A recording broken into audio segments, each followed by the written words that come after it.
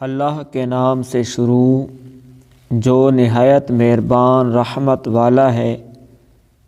تمہارے اور مسافروں کے فائدے کے لیے تمہارے لیے سمندر کا شکار اور اس کا کھانا حلال کر دیا گیا، اور جب تک تم احرام کی حالت میں ہو تب تک تم پر خشکی کا شکار حرام کر دیا گیا، اور اللہ سے ڈرو جس کی طرف تمہیں اٹھایا جائے گا۔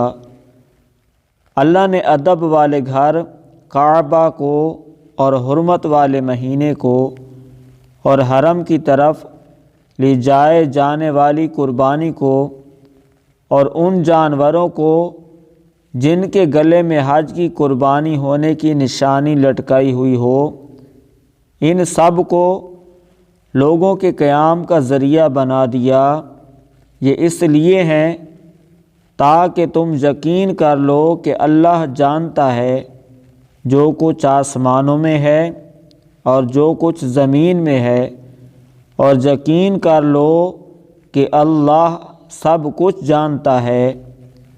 جان رکھو کہ اللہ سخت عذاب دینے والا بھی ہے اور اللہ بخشنے والا مہربان بھی ہے۔ رسول پر صرف تبلیغ لازم ہے، اور اللہ جانتا ہے جو تم ظاہر کرتے ہو اور جو تم چھپاتے ہو۔